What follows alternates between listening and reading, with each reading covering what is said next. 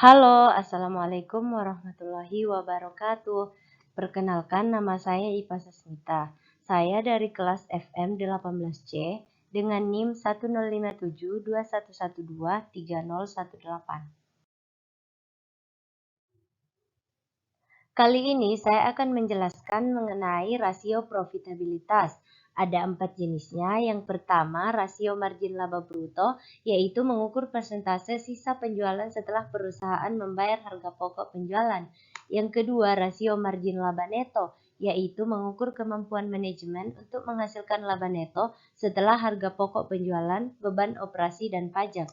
Yang ketiga, hasil pengembalian investasi atau return on investment, yaitu menunjukkan produktivitas dari seluruh dana perusahaan. Yang terakhir, hasil pengembalian ekuitas atau return of equity, yaitu mengukur laba neto sesudah pajak dengan modal sendiri. Untuk melakukan analisis rasio profitabilitas ini, saya menggunakan neraca dan laporan laba rugi dari Toko Jaya Abadi, yaitu pada tahun 2017 dan 2018.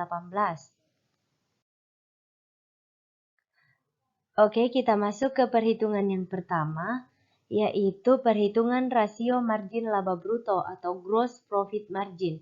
Rumusnya adalah laba sebelum pajak dibagi dengan pendapatan usaha. Hasilnya untuk tahun 2017 adalah 24% dan untuk tahun 2018 adalah 26%. Untuk margin laba bruto di tahun 2017 menunjukkan hasil sebesar 24% dan meningkat menjadi 26% di tahun 2018. Hasil kedua tahun ini menunjukkan adanya sedikit peningkatan sebesar 2%. Perhitungan yang kedua yaitu rasio margin laba neto atau net profit margin. Rumus yang digunakan adalah laba neto dibagi dengan pendapatan usaha. Hasilnya untuk profit margin di tahun 2017 sebesar 14% dan naik menjadi 15,1% di tahun 2018.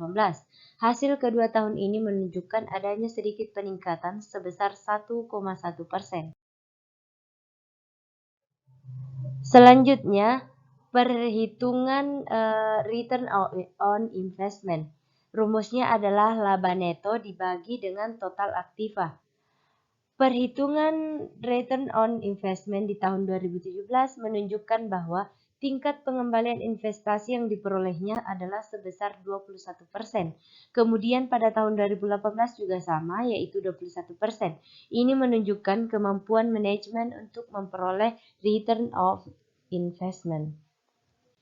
Yang terakhir, hasil pengembalian ekuitas atau return of equity. Rumusnya adalah laba neto dibagi dengan total ekuitas. Hasilnya adalah untuk 2017, return on equity menunjukkan bahwa tingkat ekuitas yang diperoleh adalah sebesar 40,2%.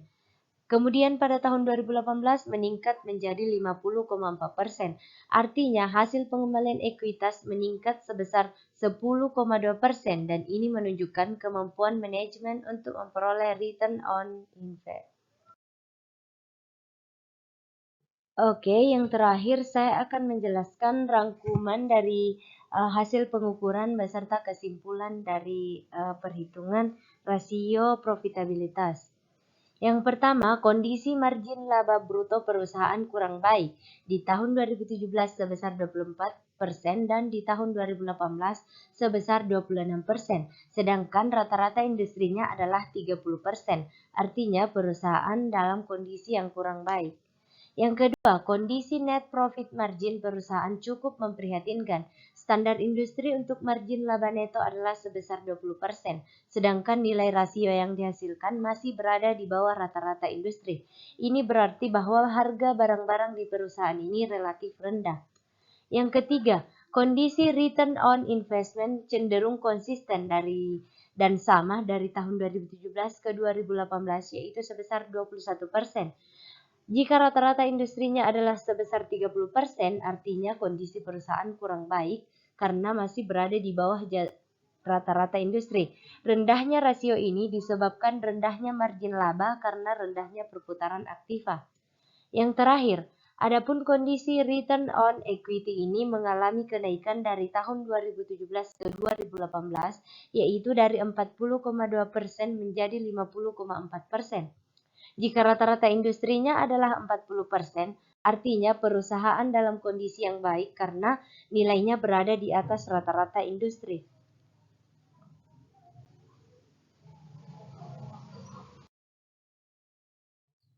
Oke, itulah penjelasan singkat dari saya mengenai pengukuran rasio profitabilitas. Terima kasih. Wassalamualaikum warahmatullahi wabarakatuh.